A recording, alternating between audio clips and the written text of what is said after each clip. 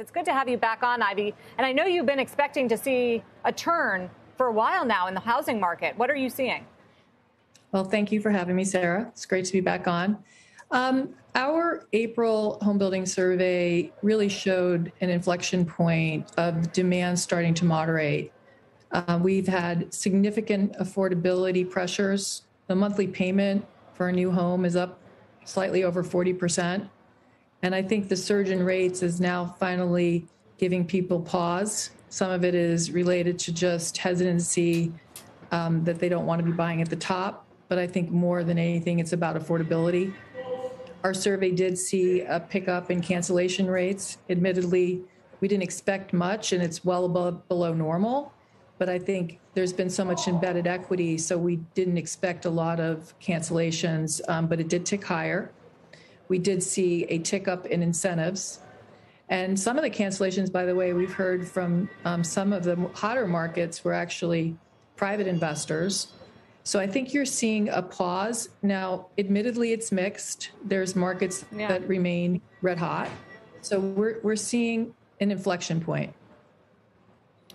We keep hearing that it might not be the same this time as far as the Fed raising interest rates and trying to crush the housing market just because of the supply issues and the fact that it's been so hard to match supply with demand that there might be even years of shortages in housing ahead.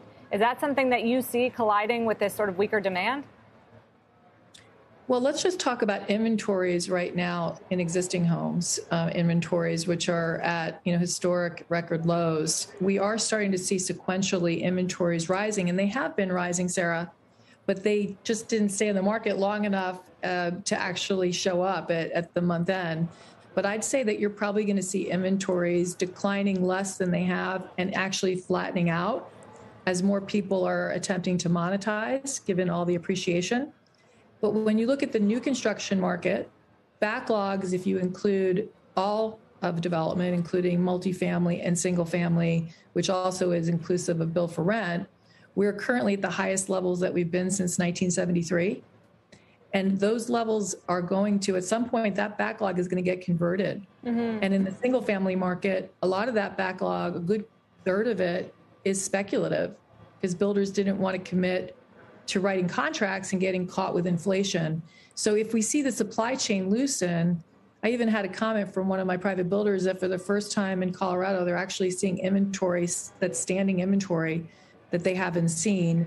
Again, wait lists are thinning out. There's definitely a slowing in certain cities that I think that when supply chains loosen, it becomes more problematic, if they do.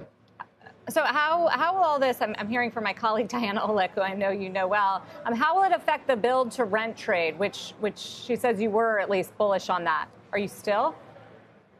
I think that the build for rent is a great option for the consumer that can't afford the down payment. I think that it's giving consumers flexibility. I do think that many of the build for rent developers are in the same tertiary markets developing product that's not really affordable for the majority of it. It's very homogeneous and looks like the for sale home. So I think that we need affordable housing. There is a deficit for affordable housing, but the prices for rents have surged as well, and land prices have surged. There's just a magnitude of inflation, for whether we're talking the actual home price, the rents, the development costs, all the input costs, labor costs. I think it's going to be tough for some of these build for rent operators to pencil the returns. So it could just be that we see disappointing returns. And as the Fed is, as you guys talked about in your last session, they're so hawkish that they're really trying to slow rent inflation, slow home price inflation as they continue to push on higher rates and therefore higher cost of capital. Maybe some of these build for rent operators will not be as successful. And a lot of the for sale builders are actually selling directly to the single family rental operators or the build for rent guys. So there's overlap.